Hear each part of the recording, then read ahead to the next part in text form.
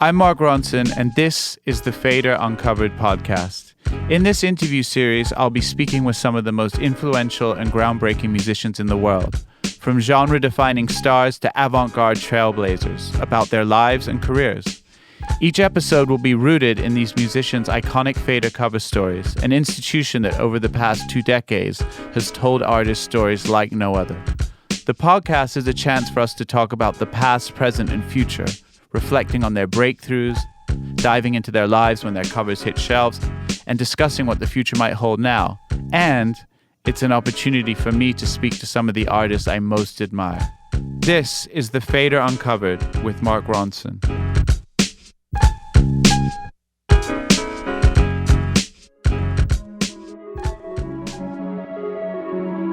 Today I'm talking with Kelis, the genre-defying pop star responsible for some of modern music's most weird and wonderful bangers. Kelis appeared on the cover of the FADER in the fall of 2001 for issue number 9. At that moment, she was about as New York and painfully hip as the Strokes were, and they happened to grace the back cover of that same issue. Her debut album, Kaleidoscope, had already vaulted her into the spotlight internationally, and its follow-up, Wanderland, was set to cement her status as one of the world's most exciting artists. I remember being completely stopped in my tracks when I first heard Wanderland's lead single, Young, Fresh and New. The vocals were so exciting, and the production was the Neptunes at their finest. Hard-ass minimal drums with so much future funk. These weird, aggressive robot noises, and a super soulful bridge that seemed to come out of nowhere and take you to melodic R&B heaven. The Neptunes were obviously on their way to becoming one of the greatest production duos of all time, but Kelis particularly was the collaborator through which they seemed to exercise their most outer galaxy leanings. Not unlike the synergy that Missy, Timbaland, and Aaliyah had created just across town. I mean, it's crazy to think that all of this was going on within 10 miles of each other in Virginia Beach, some of the greatest, most future-leaning pop music of all time. Anyway, Young, Fresh, and New comes out, and Wanderlust is set to be her anointing. But instead, it turned out to be an extremely fraught time in Kelis' career. In fact, label issues were so bad that the album was buried in the United States until only 2 years ago, when it suddenly appeared on streaming services out of nowhere. Kelis was breaking boundaries in music, fashion, culture, incorporating elements of hip-hop, punk, science fiction, embodying the term Afropunk before it even had a name. And as is often the case when you defy genres and boundaries and stereotypes, the gatekeepers, be they the labels or the radio or whoever, well, they don't get it, and they're usually too shook to let you through. But by sheer force, raw talent, ambition, and as she puts it, no choice but to be an artist, Kelis rebounded with the biggest hit of her career, the all-timer, Milkshake, and its excellent accompanying album, Tasty. But while still delivering excellent record after record, Kelis got tired of an industry that didn't understand why this young black woman wouldn't stay in her musical lane. So she took time out to study at Le Cordon Bleu, the most prestigious cooking school in the world. She graduated, wrote a cookbook, and became a culinary boss with her own line and a show on the cooking channel. I'm a genuine Kelis fan. She has a really unique voice and has made records that are actually points through which I can remember what I was doing in my life. She's also incredibly bright, has one of the best laughs, and now lives on a farm in California. What does a true icon, an arbiter of fashion, art, and culture, who's as New York as graffiti on the subway, do on a farm all day? Well, let's find out.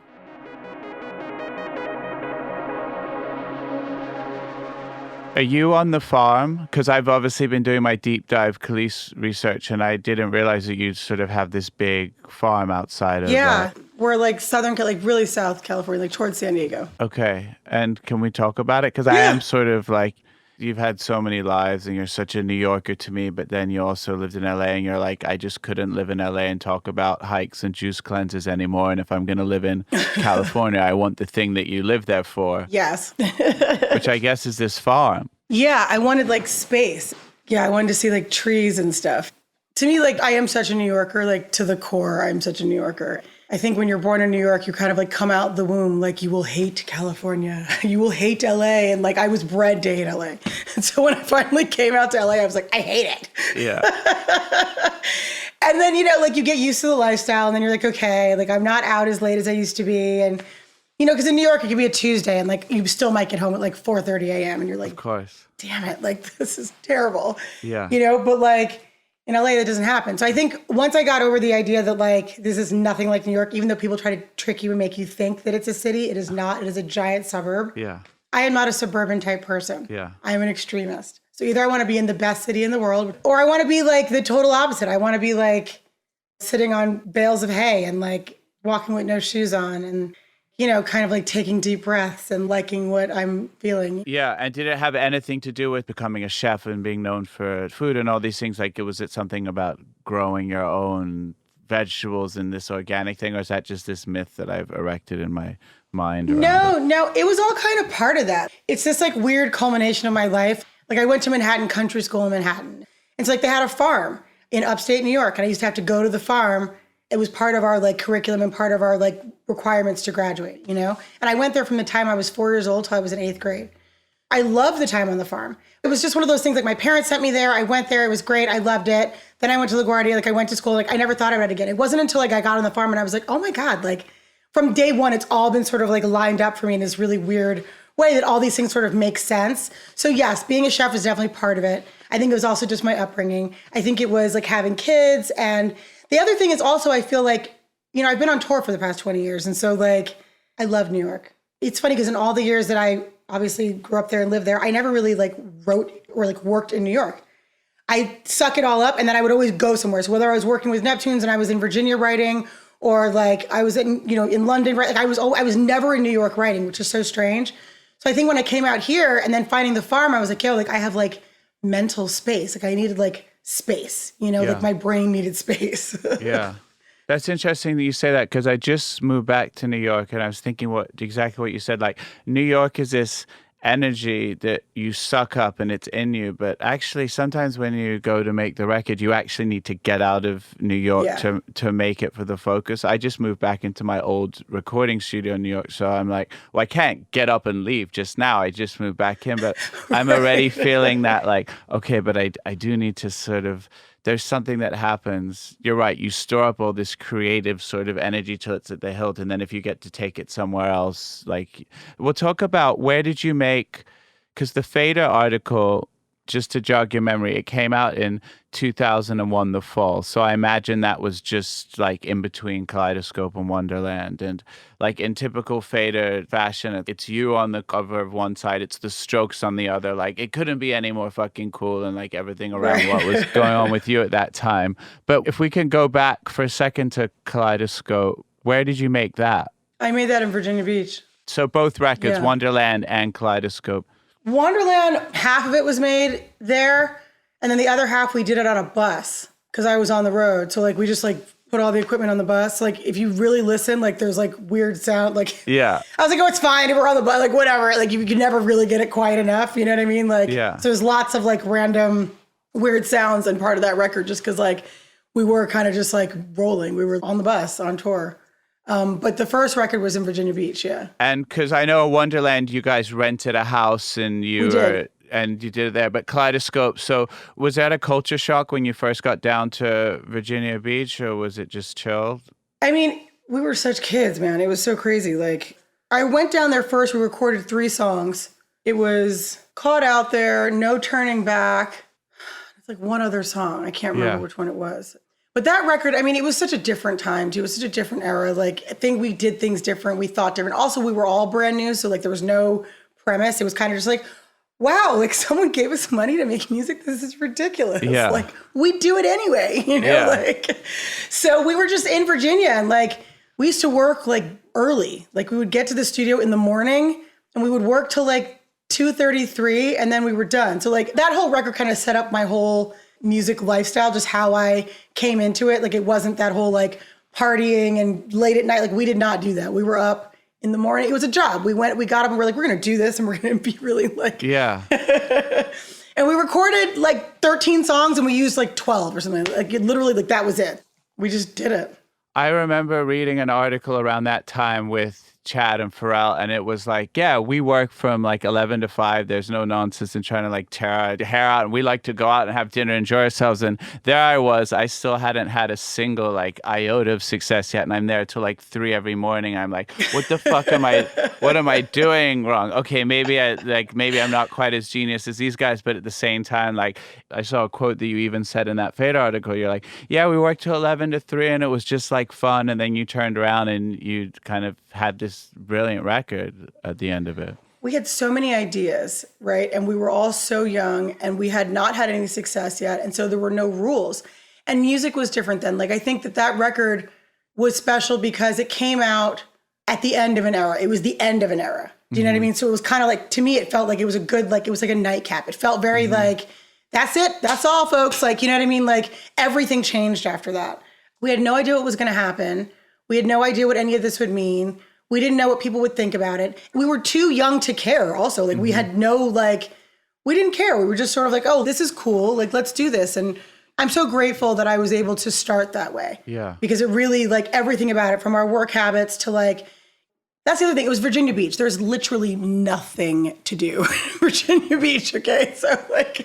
I mean, it's true. And also, like, you know, now we think of the Neptunes in a certain way, but the fact is that they had maybe just had Super Thug, Looking at Me, like maybe a couple, just 2 hip-hop hits at that point. It was really like, it was like, what, that was it. And people thought that was me, which it wasn't. Right. But we didn't have, that was it. I had a song with Gravediggers and like a few other little things, but it was none of it. It was nothing. Like we had nothing.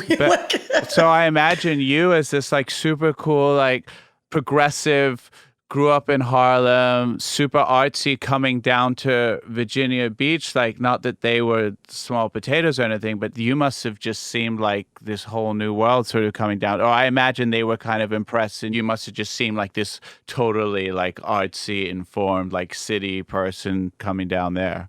It was interesting. I think the biggest thing was probably just like the fashion.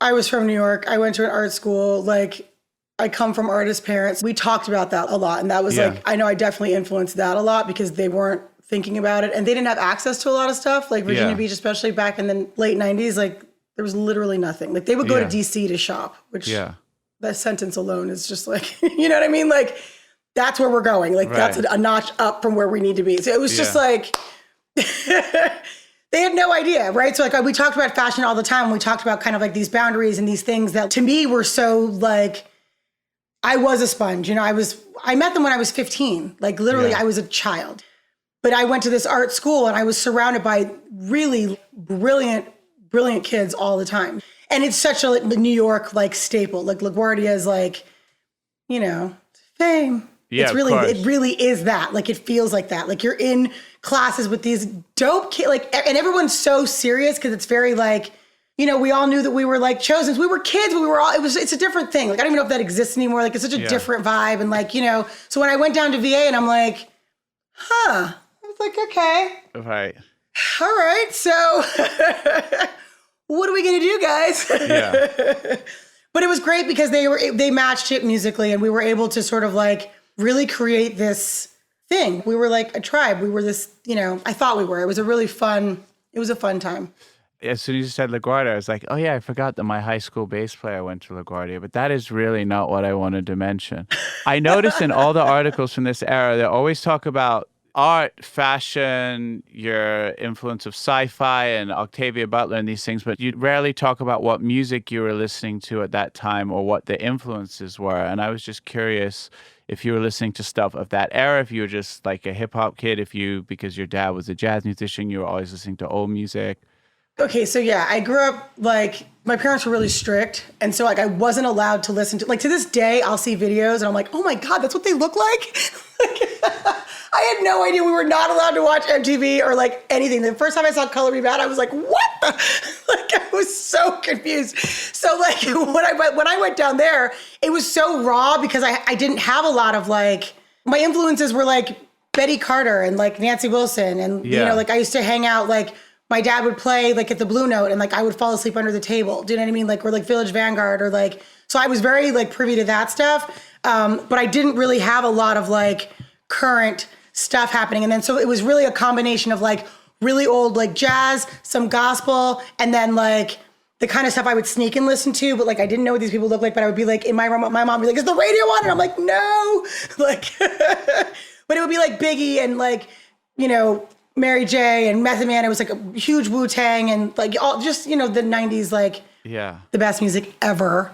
Yeah, of course. And they wouldn't let you listen because of religious reasons, or they just thought it was obscene, or they were just trying to just... A combo of all of it, I think, just everything. They were like, why are you don't need to listen to that. Like they're talking about...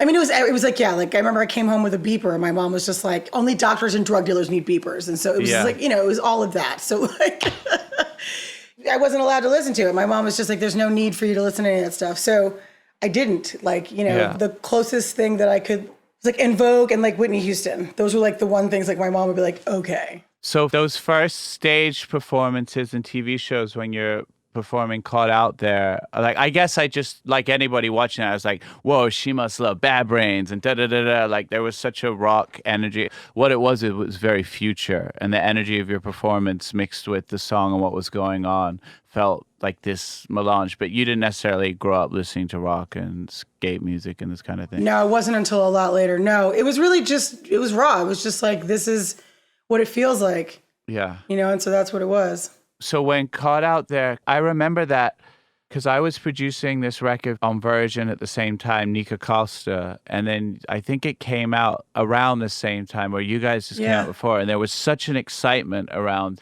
the label. We weren't necessarily jealous, but it was suddenly like, whoa, everybody's just talking about this Kelis record, and I remember it just came out, and it was mind-blowing. And do you remember...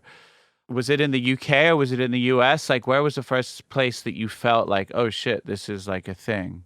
It was probably in the UK. It's such a concentrated, small, it's this island, right? Like you think about like London and like, I felt it here, but I think being there, it was so new to us. I think the excitement of that really was exciting for me. And like being signed to Virgin, it was, you know, it was such a British company. So I got so much attention out there. I think I definitely felt it there first. I think it really stuck with me when I came home. Like when I came home and I was, you know, in Harlem and like, that's when it hit me like, wow, like this is going to be fun.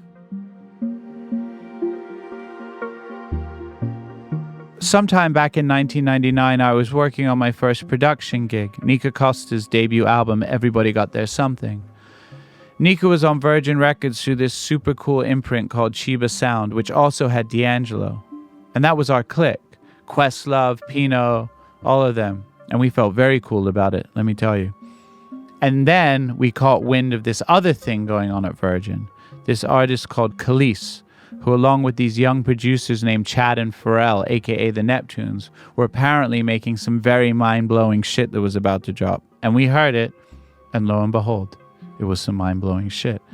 I mean, it sounded like the future, and it made me more than a little jealous and worried.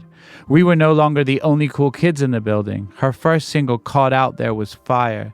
And the follow-up, the speaker rattling good stuff, was maybe even better to me. I was also starting to make it back to the UK to DJ for the first time. And all of these Kelis tunes were some of the biggest songs in the club. It really was an exciting time. I even remember some of those performances on TV. I mean, YouTube Caught Out There on Chris Rock, if you haven't seen it. And her hair was a different color every time she got on the TV. She really was doing things that no one was doing. She was a trailblazer. We'll be right back in a moment.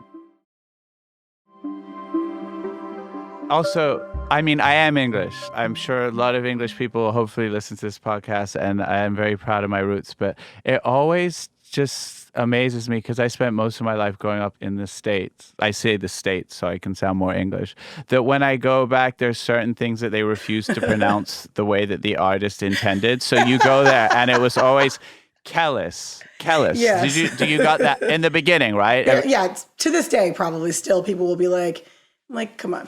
Yeah, and it's almost this defiance to be like, no, we invented this language, you stole it from us, and now we're going to...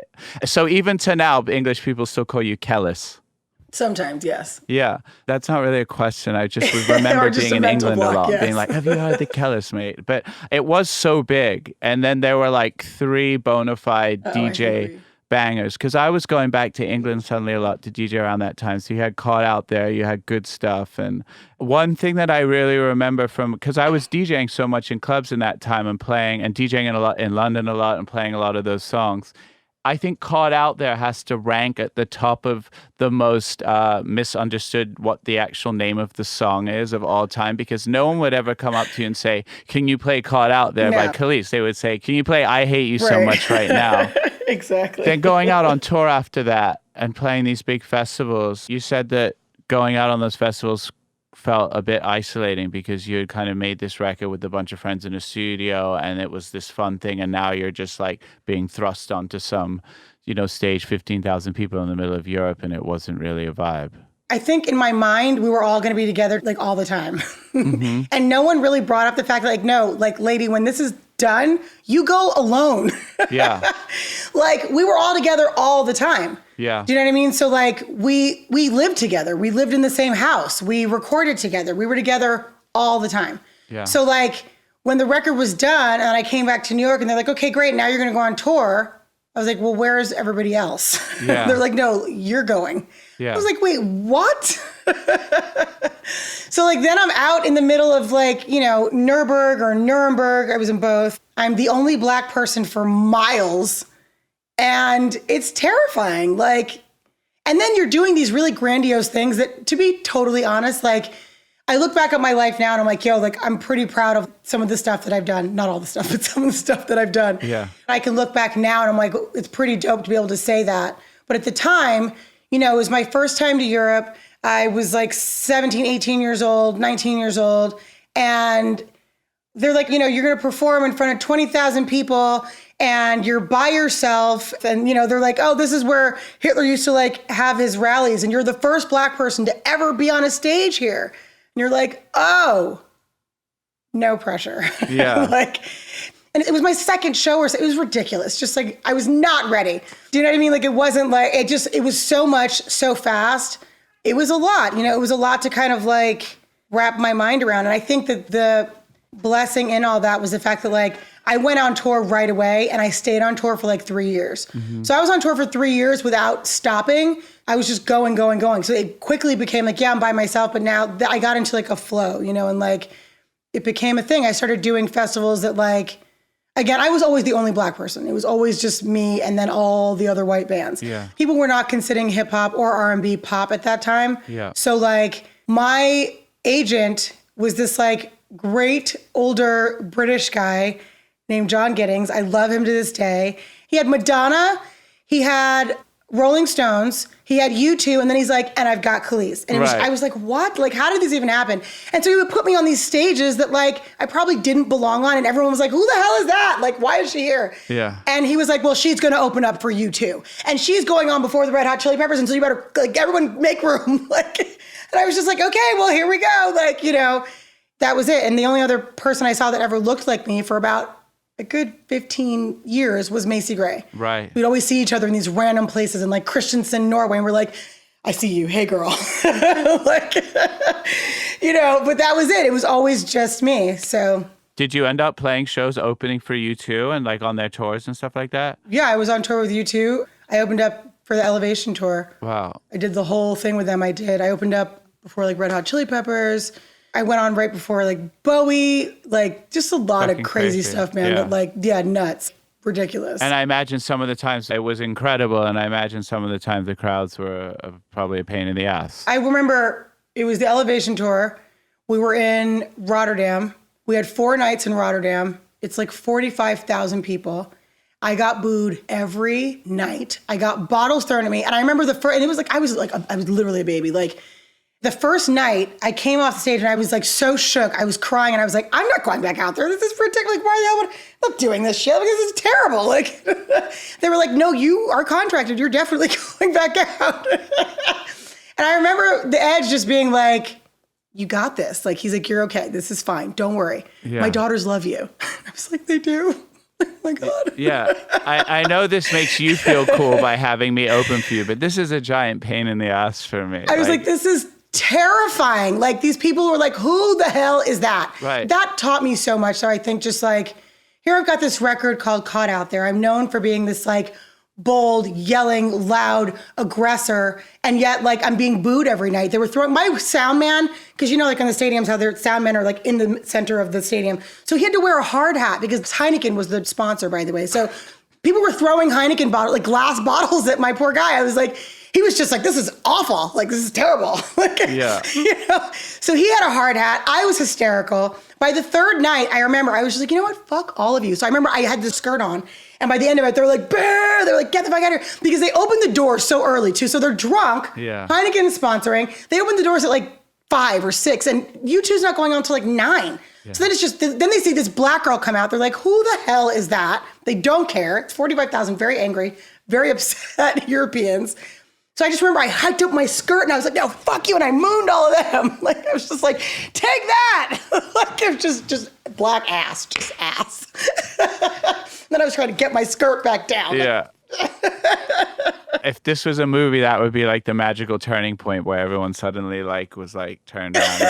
Did it help? Well, I'll tell you something. It gave me really tough skin. It was definitely like, it made me, you got to push through, right? Like you just got to do it. And it was definitely hard and I was scared and, you know, all these things, but it made me better, I think. Yeah. It's an interesting thing when really huge bands take really interesting cutting edge artists to open for them, because really what they're trying to do, it's almost like, it's a little bit like when you dress your dog up in a cool jacket. Like your dog is not enjoying it. It's really just for you. Right. It's a form of virtue style signaling. So the Chili Peppers and U2, and God bless them, their heart's in the right place.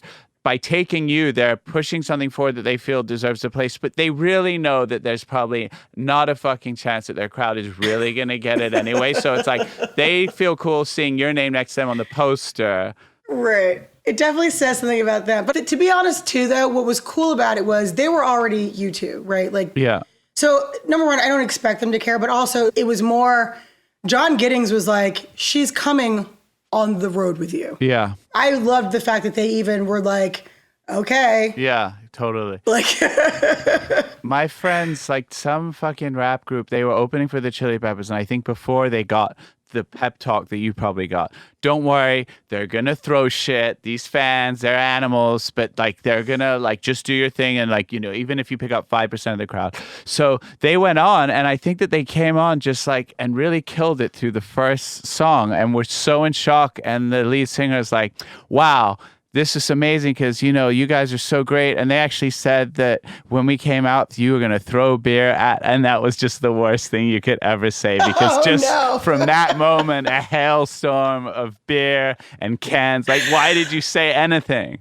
It's so funny. I was just trying to get through it, man. Like, just get through. Well, no one warned me. I wish they had told me that someone might boo you and throw shit at you, because I might have been more prepared. Right. I was shocked. I was like, wait, are they throwing stuff at me? Why would you do that? Like, first of all, it's glass. I was like, this is insane. And why is no one stopping this? Yeah. Like, but I mean, you know, it's part of the, like, if you haven't been booed, then you're not really a performer, honestly. And then on the flip side, like I saw your performance of, it was probably caught out there at Glastonbury in like 2000 or whatever. And then you have an entire tent of white, black, all races sort of moshing and going crazy. So the energy that your music and that your performance brought off really did, like then in front of the right crowd, must have been quite an amazing feeling. Right? It's electric. Yeah, it was absolutely electric.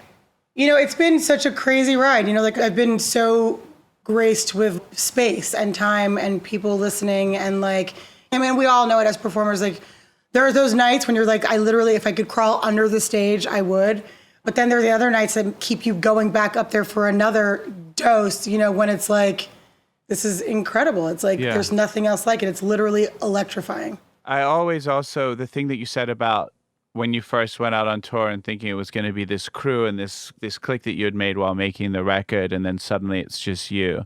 And whenever I'm in the studio with an artist having a argument or maybe a heated exchange about a song, and it gets to the point where like we really just see it different ways, I often have to just think, this is the person who's actually going to go and have to tour them, sing this song for the next 2 years, and I get to sit home and go on to the next record. So that's the point where I'm usually likely to give leeway on the thing, because it's true. It's like you have this click and everybody feels this ownership, but then you're suddenly the one that's just, okay, fuck, like now, bye guys. It's true. Well, because also too, like live is such a different thing than being in the studio. Everything about it. There are records that I hold so dear to my heart that I love that have never worked on stage. Mm-hmm. People are like, we don't give a shit. We don't want to hear that. We don't come to see you for that. Do you know what I mean?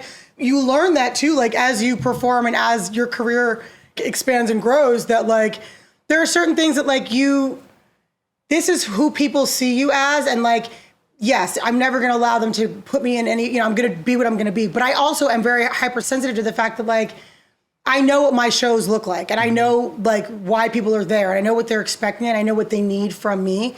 And so in order for me to be able to give that, like I know what I have to do. You know what I mean? So I think that's a really specific thing too.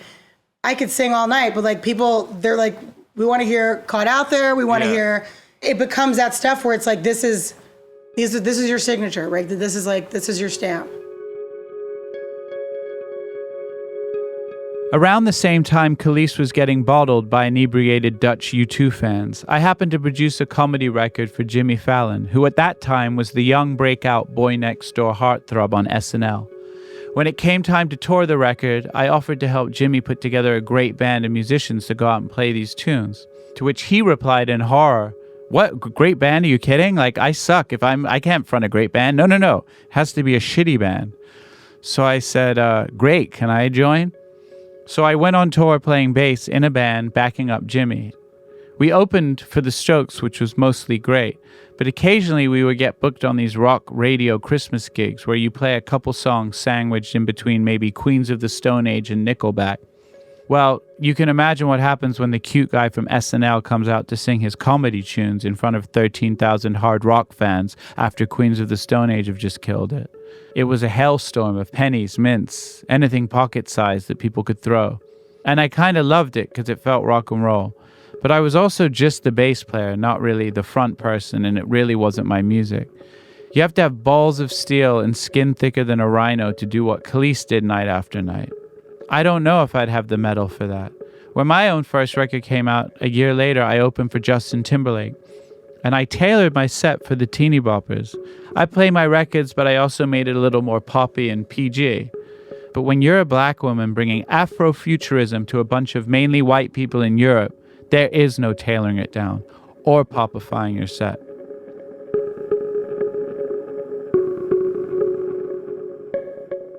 You were going to tour Kaleidoscope because it was the 20-year anniversary, so I guess that was happening just as the pandemic Literally, started. it started. We did like the first 2-3 weeks of the tour, and then the whole world went to shit. Yeah. Like the whole thing collapsed. And I was in Austria. It was crazy because it was like things were like following us. Like every country I would go to, the next night they'd be like, everything's shut down, they're closing the borders. And I had we'd just gotten the bus through, so I was like, thank God. So finally, we were supposed to go to Milan and then to Spain. And then we were waiting to see what was going to happen with Milan. And then I was just like waiting. So we were like, okay, well, let's go to Austria and we'll just like hang out. So I was in Austria for like a few days, just waiting like to see what was going to happen. And then everything just went crazy. So we just flew home. But it was smack in the middle of my 20-year anniversary. Yeah, I don't want to be the 7,000th person to ask a musician this since the pandemic, but I'm going to do it anyway. Seeing you have, like you said, toured, been on the road for 20 years of your life straight, can you not wait to get back out and do some shows? Like, is there kind of like a period of adjustment? How do you feel about it? Well, when I came home, I felt like it's like you feel like a crackhead. Like I was so like, I don't know what to do. Plus I was pregnant, so it was like a whole bunch of stuff going on. It's hard to sit because you're like, what you have to do to get yourself ready to be in a different country every night and to be on stage and the energy and like all that mental stuff that it takes to do that.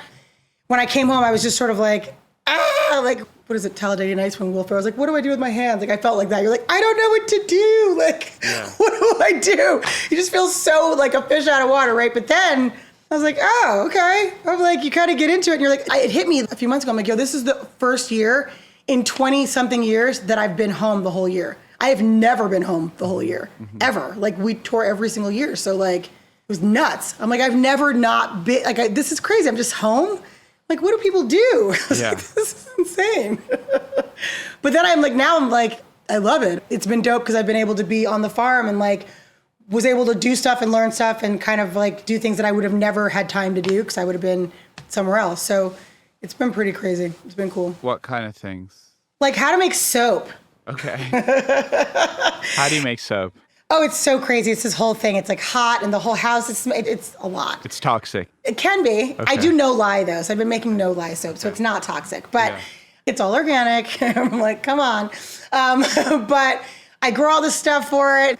Just learning about like farming. Like I've got farm animals and stuff. So I've been doing that. Because in the context of this FADER cover that you did, I guess I imagine Wanderland is finished, but I can't imagine that you would be doing a FADER cover if you thought for an instant at that moment that the U.S. label was going to drop the ball and not put the album out. So how did that go? Like, do you remember like what? Yeah. Wanderland basically came, I finished the record and then Virgin Records U.S. had fired like 300 people or something like that. And so everyone that they had hired that was championing this record was gone. They had left. They were like, oh, okay, great. So all those people who loved you are now gone. Here's a new group of people who really don't care at all. And the person who they gave me as an A&R, he was like, yeah, so we think you should re-record. And I was like, that's ridiculous. Right. I'm definitely not going to do that. Yeah. People don't realize what that sound like. That I think people think that you're just some stubborn, bitchy, horrible person. But you're like, yo, I've put my life into this. Like it's been over a year. This is where my brain is at right now. And then I just handed in my record, like I'm done. So like in my brain, like something happens to, it's like having a baby, like you're done. And where in my mind, in my heart, in my anything, do you think that I'm gonna go back and do another album? Like it's not even logical. So it had just come out in the UK. And when they told me to re-record a different version for the States, I was just like, I'm not doing that. So that's why I didn't get released here. Because I remember, like I said, we were making that Nika Costa record around the same time, and there were all these amazing people at Virgin. It was Nancy Berry, Ashley Newton. They had Spice Girls, Blur. Yeah, it wasn't like it was this cool English thing. They liked to party a lot, like some of them, I think. And that was kind of fun, too, because I was like a 24-year-old kid. Like, they would throw the craziest Grammy parties, the whole... Nuts, yeah, it was so fun. D'Angelo was there. It was a very creative place. And then I imagine, having that suddenly just so, and also that just sounds like such a bullshit A&R person's line that like when they don't know what to say, you should re-record. Like what the fuck does that even mean? That's such a... I was just like, that's just so stupid and so disrespectful and completely like, it just doesn't make any sense. I'm like, right. And the way they approached it too, I just felt like was so brazen and like, I just handed in my album, okay? Yeah. Budget's gone, year gone. You know what I'm saying? Like also the timing was like, it would have been a really good time for that record to come out for where I had just been and what had just happened and all of these things. So the reason I signed to Virgin really was because, like you just said, all of those artists to me were like, they were just beautiful, musical. Like it was such a great spectrum, right? Like they had Lenny and they had freaking D'Angelo and they had, Nika Costa. There was all this dope stuff coming out of there. Mm-hmm. So I was like, this is a great place to be. Like this felt like where, everything made sense. So for them to be like, oh, we want you to just do another album. I was just like, I know what you can do. Yeah. And, that was it. By that point, I was just like, this is not going to work because you guys are dumb and this doesn't make any sense. And so I just like chucked it. I was like, oh, well, that is what it is. I remember when I first heard Young, Fresh and New, and I don't know if it was because I was in England more at this point, but I just thought that shit was so fucking great and exciting and sounded like nothing else. I love that record. To me, it's one of the most interesting records, and I feel like that I've ever done. And it was sort of like sad to me that like people didn't get to really like feel it because it was so important for like this, for what I thought the movement could have done and where it could have gone and what it should have been, and like we laid the groundwork with Kaleidoscope, and so Wanderland should have been all of that. Yeah. But it just got thwarted. From that point, though, that kept happening, like record after record.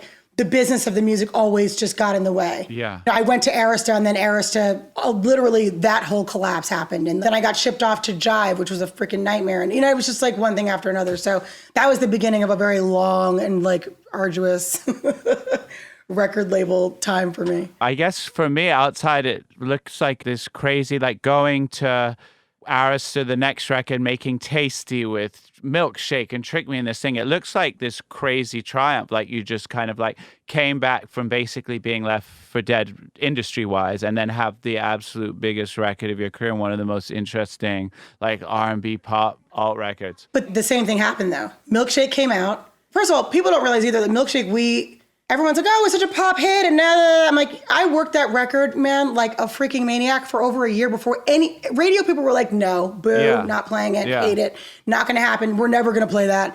I mean, literally, I was relentless. And I was like, this is the song, like, this is the song. So we pushed it for over a year. And then finally, when it hit, it was like number 2 or something like that for like 16 weeks. The only thing got kicked out by Hey Ya, which I was like, okay, that's deserving. Right. And then when I went to put out Millionaire, that's when everything collapsed. And so that's why Millionaire, it was actually Trick Me. So I had to pay for I put out Trick Me. I had to pay for my own video because the label wouldn't do it. And it was all this like unrest. I like drove to Canada with little X, X now. And we did the video, like, I was like, yo, here's how much it's going to cost. Like, tell me, like, what do I do? Like, paid for it. And, the US really didn't pick it up because we didn't have anybody here. So, like, the European branch, they took over. And then, so it's the same thing that was happening. And then when Millionaire came out, which should have done so well here, we didn't have a label, really. Right. And so by the time I got over to Jive was like, I would have never signed to Jive. Jive would have never signed me. It was this weird, like, we were all traded. They just kind of like, they put all the black artists on Jive and all the white artists on RCA. And it was just like, okay, have fun, kids. Like, no one cared, And so Jive, like, it was a mess. It was a disaster, but it was right in the middle of this record for me. So it looked one way, but in reality, it was a disaster. It was a mess. Right. And it all happened right in the middle of that, kind of the climb of that album.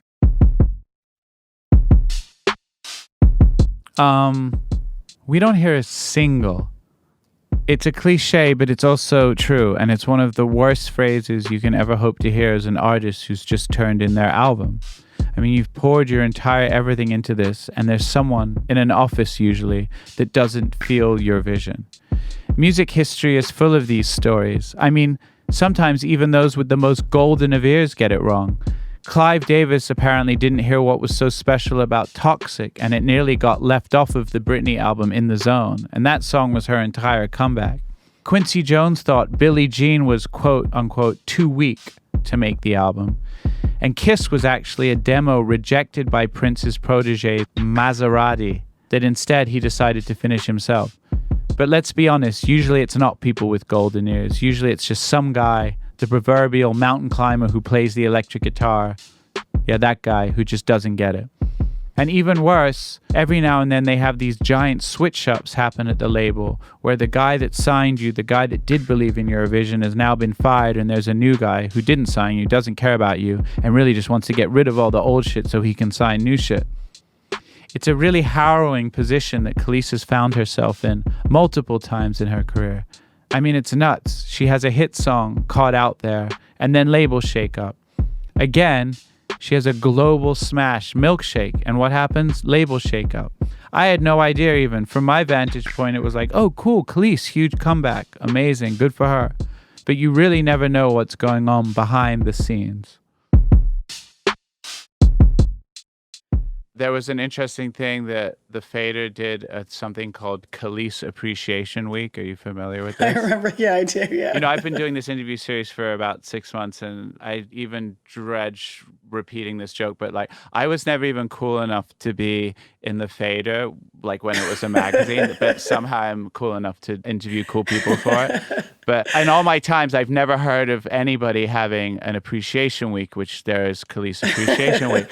And it makes sense why, but that one of the sub-columns was every Kelis video is iconic. And I started to watch some of them. And it's crazy. Like, you have like Dave LaChapelle, you have the Little X, which even in the FADER thing they comment is almost sort of like the genesis of the Hotline Bling video, the lighting and the angles, and X, who's very brilliant. I imagine you were very involved in all the music videos. Oh yeah, no, I'm like such a visual person. Like for me, it was always like so important. I feel like people, because I was trying to do stuff that was different and that wasn't considered, it wasn't R&B and it wasn't hip hop. Like it was so important that people could see it and that, you had to give them the vision. And so like, that was always like huge for me. That was the best part, you know, kind of like the music is sort of what I did, but the video was like, this is how I'm going to get people to like understand where I'm coming from.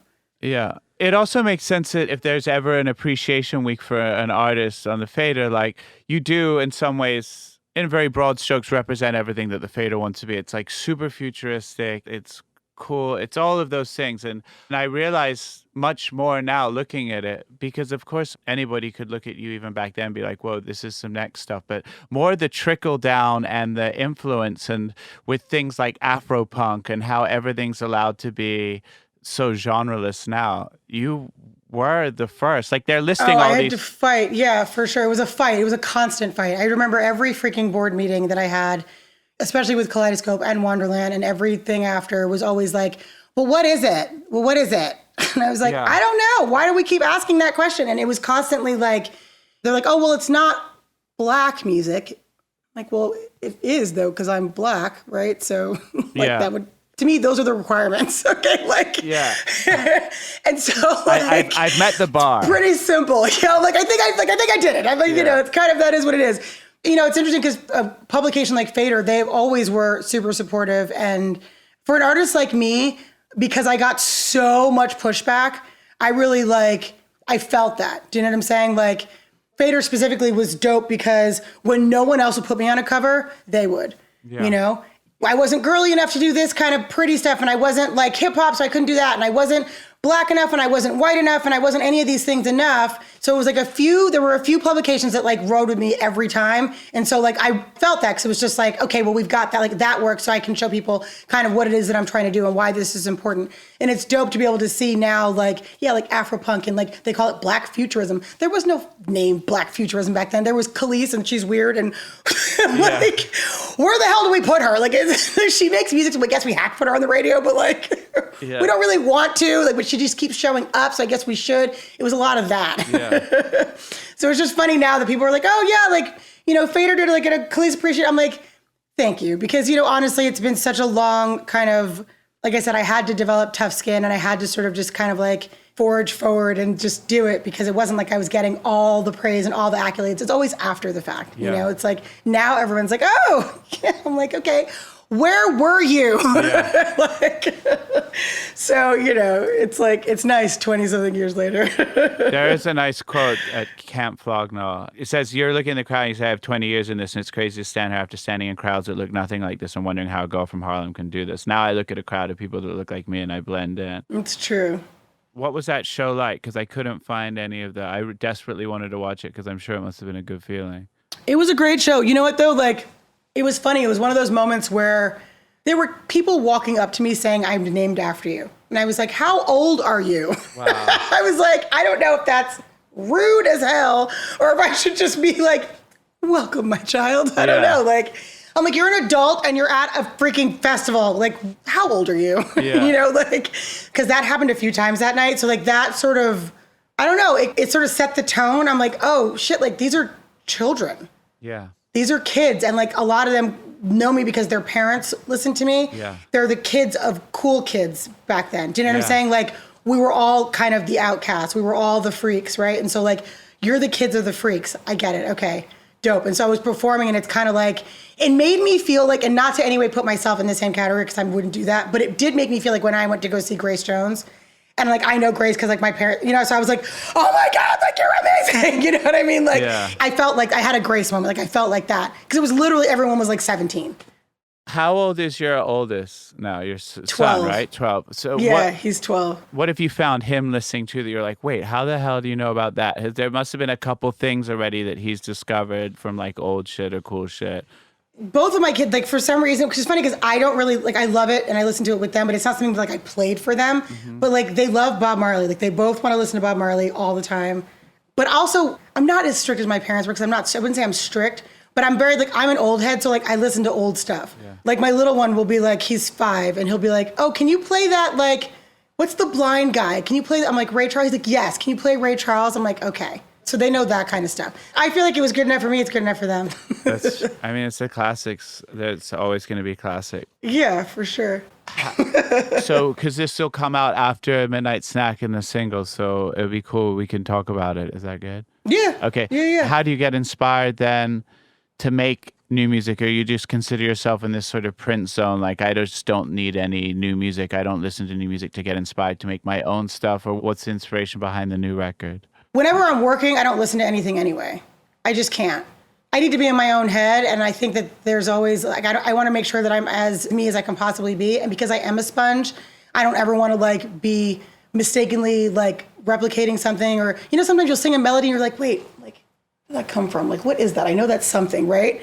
There's like a purification process that I think I go through, which is really just silence. Yes. So I go through like silent periods.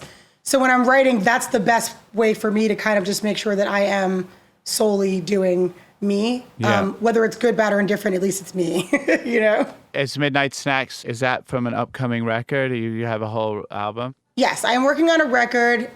Midnight Snacks sort of just is like, it's a few things that I did that were in my head at the moment. And I was just like, this is sort of how I'm feeling. And it was just wanting to kind of bring that kind of like 90s sort of like, just like I said, the good times, you know, like it was just sort of what I was thinking and I was feeling it. And so I was like, oh, let me just write this really quick. And it was like a fun, not to be analyzed. And it's like an easy, just fun feeling record, you know? Yeah, it's great. But kind of like a prelude to sort of all the stuff that I'm kind of like thinking about and working on. I mean, obviously the first thing that when it came on, other than it sounded great, was, Kelis is going back to beats, because obviously food was quite, Dave Sitek is one of the most future-thinking, amazing. Oh, I adore him. He is 100%. He's a genius. Yeah, there's nothing like traditional or old school about Dave, but it was a more organic-sounding live instrumental record. And now this is like, oh, cool. That, like I said, my first thought was like, Kelis has gone back to beats. Is that the flavor of this record? Like you said, the 90s. Yeah, you know, like sort of... how I started, I think, that's definitely where my head's at. Like there's a void, and so for me, I feel like wanting to fill it for myself, you know, and wanting to like just sonically kind of get back to when I felt stuff. Yeah. Musically, you know.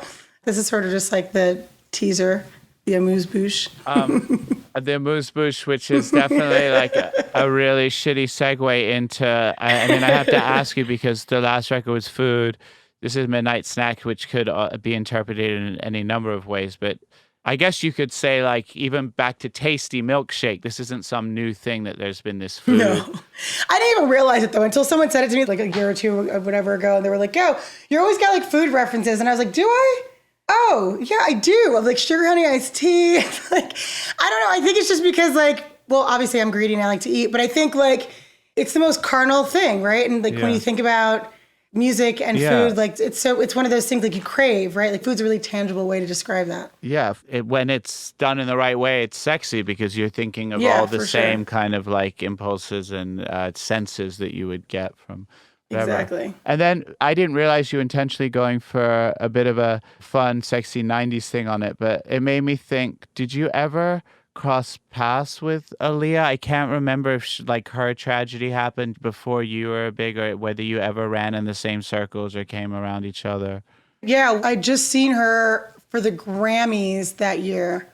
We'd seen each other a few times and met. We also, there's too many artists right now, but like back in the day, it was like high school. So like you kind of knew everybody to a degree, and like it became this very incestuous, like, you know. So yeah, like we all kind of knew each other and sort of ran in similar type groups and things like that. So we always cross paths. Yeah. For sure. I never really thought about it, but there's quite a few parallels in what you guys were doing in that era. I don't have any good segue for this, but you just had so many good quotes and shit. I just thought we could just bring up a couple of them because they read almost like a Confucius artist way thing. You're talking about, you said when people come up to you and say, hey, I want to get into the industry, which already sounds crazy to me. I want to get into the business. What's your advice? And I'm like, dude, if you have to ask, then you shouldn't do it. It's not a question. It just is. I literally still say it. I say it all the time because it's so annoying. People ask the most ridiculous questions. I'm like, but that's the thing, right? Like now it's different. So it's like, but back then when people would ask, you know, like, what advice do you have? I don't have any advice. Like, what do you mean? Yeah. This shit is hard as hell. You know, like it's hard, it's exhausting. And if I could do something else well, I probably would. Because this is the whole point, right? It's about that pull. It's like if you don't feel it like you're going to die, then you should do something else. Like, yeah. It'll be easier. It's true, because even though that quote was from 20 years ago, it feels very much like your career is almost like you said, the pull. You just got on a freight train, and no matter how many times it swerves and crashes or has these wonderful successes, like you can't really fucking help it. I mean, you've had success in other jobs and other things, but you are kind of stuck with it. It's like, yeah, people are like, how do I do it? I'm like, I don't know. I'm like, I hate this conversation. Intentionally or not, Kelis really did throw herself on the sword for her art.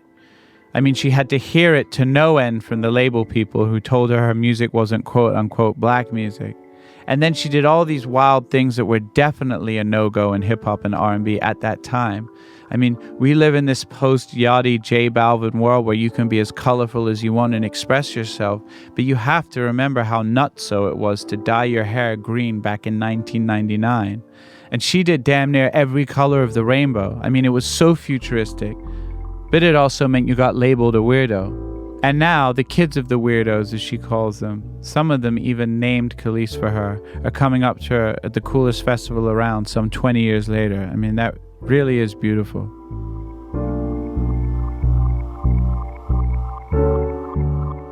This is a good one, too. Pop stars have to be perfect all the time. An artist is allowed on occasion to suck. I'm not trying to please the masses. It's not going to happen, so I don't try. That one, like, really perfectly sums up the difference. I've never thought about it, like, in that way between being a pop star and an artist, and Bowie and fucking Picasso, and everyone has a shitty period, a shitty record.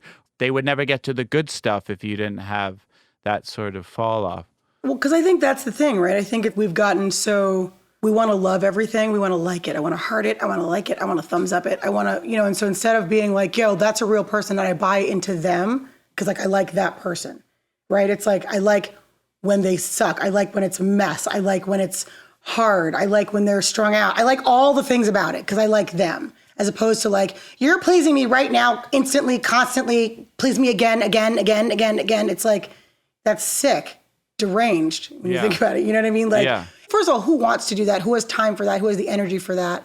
I mean, I know I'm not going to be great all the time. I could be, right?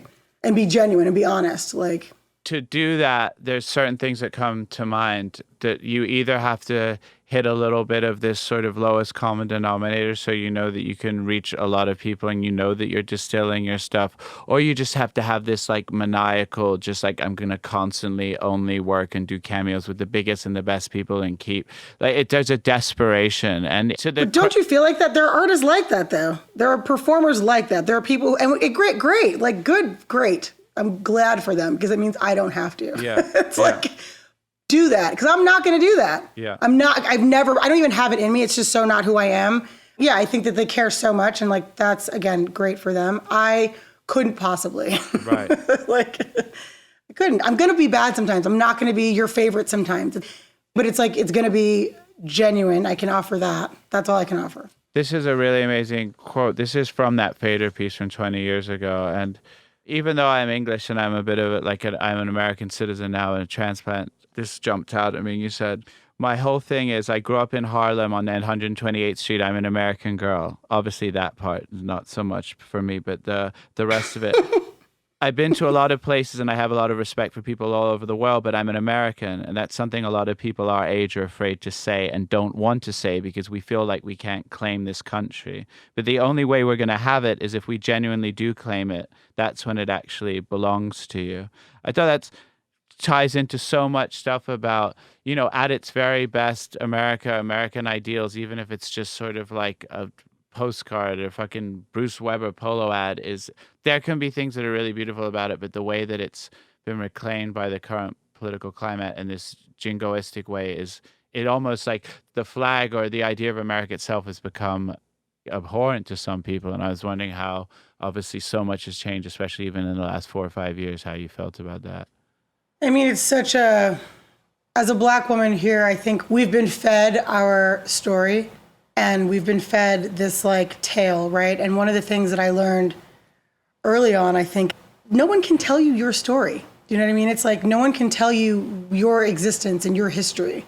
And we've allowed them to, you know, and I think that that's, you know, whether it's schools or like just politics, whatever it is, we've been given this narrative of like what our place is. And like, to me, that always just seemed so absurd. You can't hate me and then tell me where I come from. Like, that's not logical. But I do know where the hell I come from. And it's not because someone had to dictate it to me, but it's because like, this is who I am. This is where I started. This is where I'm going to finish. And I think I became hypersensitive to that just by traveling. Like you leave the country and you realize, as worldly as I am, and I am probably as worldly as it gets, I've been everywhere, I've lived everywhere, but I am an American. And like, I think when we talk about like pride in our country and pride in that, there's so much baggage that comes with that, right? There's so much ugliness, there's so much dark, there's so much blood on this country's hands that it is hard to say, I'm an American and I claim this. But I think it's because we've been told what that looks like and what that means. But if I'm able to redefine what that is, then I'm 100% accurate, right? Like I am American. Mm-hmm. I've been all over the world. I'm very much American. Mm-hmm. I'm from New York. This is my city, my land. And like, I feel, there's a lot that needs to be, even putting it mildly, everything needs to change. But it doesn't change the fact that like, this is where I'm from and these are our problems. Do you know what I'm saying? Like, I'm not going to win by separating myself and, kind of ignoring the facts or just being so disgusted, which I am disgusted. But like, I have to claim it. I have to say, okay, this is disgusting. This is where we're at. Okay, this is it. Mm-hmm. I can only fix it by claiming and saying, this is a problem that we have and we need to fix that. And I have children, right? So it's like, I want them to feel a sense of belonging. I want them to feel a sense of ownership, which is one of the big reasons why buying land was so important. When you look at our history here in the United States, as Black people, as brown people, people of color here, it's funny. When I first went to the UK and like, they were like, this is all the Queen's land. I was like, huh? They were like, it's all the Queen's land. Like you have to like ask permission to like go hunting or shoot or buy land. When you buy land, it's like really, goes back to her in 100 years or whatever the rules are. I just thought that was such a strange, I was like, that's so odd. I was like, what? That's so bizarre, right? It's like being an American. I'm like, for me, I know that like as Black people, we're always attached to the land. We were taken from the land. We were brought to the land. We had to till the land, grow the land. We had to fix the land. It was always about the land. Mm-hmm. So for me, the smartest thing and the best way to claim something is to buy some damn land. Mm-hmm. So that's what I did. I'm like, I want more land. I'm like, more, mas. I'm like, how do I get more? Yeah. Why? Because I want my kids I want them to be able to stand 2 feet on the ground and be like, yo, this is mine. You know what I'm saying? Like if all else fails, this is mine. This is my land. This is my country. These are my rules. These are my, and so that to me is really, that's huge and it's really important, especially as a Black person here in the States, because so much has been taken from us, so much has been misappropriated and kind of like we've been told so many things about us culturally that are ridiculous and not true. And so to me, it was always about the land. So like, this is my country and people don't have to like it. Yeah. It still is what it is. You know what I'm saying? Like, you can't be mad now. Yeah. Do you see yourself happy there on the farm? Is that like where you're going to stay for a while? For now, yeah. I can't say that this is it. Yeah. Especially being on a farm and like how we've so changed our lifestyle in the past 2 years. I'll never like move back to a city. Mm-hmm. That'll never happen. It'd be like, why would I give all this up? Wherever I'm at, I will always be on land behind a gate, growing my own stuff with my own set of rules and jurisdiction. And like, I'm like, I declare myself sovereign. Okay. So we remember about 4 years ago, I was dating a girl who was a huge, huge fan of yours and also was having her birthday. And I was like, oh, I know Kelis, and maybe I'll see if I can get in touch with her and see if she'll come and cook and chef and cater the birthday. And it was at my place when I lived in Los Feliz. And I remember it was so exciting, and I was happy to see you, and I have this amazing Polaroid of you in my kitchen cooking. But I think I was like partying a lot in those days and probably traveling a lot. And all I remember is just sitting down for a minute at 10:30 p.m. The food wasn't out yet. And then waking up in a chair at noon the next day. And I missed everything. That sounds about right. Everyone was like, where's Mark? I'm like, I think he went upstairs to sleep. I think maybe someone put me to bed, but I was eating your cornbread. I was eating cornbread for the next week. So even though I missed, there was an amazing sort of like barbecue, like honey pineapple glaze something in the kitchen. Yeah, it was fun. It was. We did all kinds of fun. I actually vaguely remember the menu, but it was like we did all kinds of like, there was a little bit of dim sum and there was a little bit of We did like a brisket. That's what it was. It was That's just right. like dope brisket. Yeah. I was eating the brisket for a long time, and everyone was raving about the food, and nobody could believe it was actually you, and you were there. But I totally fucking missed it, and I felt like kind of an I idiot. remember I was like, Mark, I think he's sleeping. Yeah. They were like, well, should we wake him up? And I was like, I don't think so. Right. I was like, no. He's sleeping. Leave him alone. He's fine. I'm like, I'll see him another time. I can't even remember if there was a cake. You'd have to tell me. That was funny. That's pretty rad. I mean, we covered so much, and you're so smart and funny. Is there anything else, like with the new record, that we missed that you might want to plug? No, I mean, no, new record's coming, and I think it'll actually be out by the time this comes out. Cool. You should come back out to California and come to dinner when you're awake. I'd love to. And are you going to tour soon? Are you doing some dates or festivals? I don't know. I don't think Okay. so. Okay. I'm just like writing and like getting all that together. Okay. There have been like a few things, but I feel like it's just all so spread out and weird still. So I'm not super motivated to do that. I think probably top of the year, yeah. Okay. Well, I'd love to send you some music or see. I don't know what I would period, love that actually. What That'd be phase you're dope. at. It's actually crazy. I'm like in all these years we've never done anything. I'm like, and we've crossed paths so many times. I know. I'm like it'd be dope. That'd be fun. This whole interview was an elaborate ruse to get you to collab on it. On a You track. could have just, I'm like, you could have just texted me or something. Yeah. I'm like, but no, I would love that. I mean, like that would be awesome. I'm in a good place, and I'm kind of like, I'm still in the beginning stages, so it doesn't really have a form. Yeah. So it could be anything really, which could be. I'm in a full 90s zone as well, so if that's where your head's at, that might be cool. Well, that's good. I'm like, that is a good place to be. It's no other place really. Yeah. I'd rather be right now. So Yeah. that would be dope. I'd love that. All right, great. Well, thanks so much. It's so good to see you. Thank you so Okay. much. You too, man. All right. Bye, Okay, everyone. later. Bye, guys. There it is, Kelis. So fucking smart, so cool. It's really been a pleasure. Take me out with the fader. Thanks again to Kelis for taking the time to talk with us. A special fader thank you to our Grammy and Oscar award-winning host, Mark Ronson. Please visit thefader.com/podcasts to read the original cover story and check out a playlist of artists mentioned in this episode. If you like the show, please share it and review us on your favorite podcast app. Please join us next Monday to find out which of your favorite artists will be uncovered next. Executive producers Rob Stone and John Cohen for the Fader Podcast Network. Talent booking, Robert English. Producers Alex Robert Ross and Maddie Russell Shapiro. Directed by Daniel Navetta and produced by the Fader in association with BYT.NYC. Engineered and mixed by David Rogers Barry. Theme music by DJ Premier. For Fader Uncovered merchandise, please visit shop.thefader.com. Thanks, and see you next week.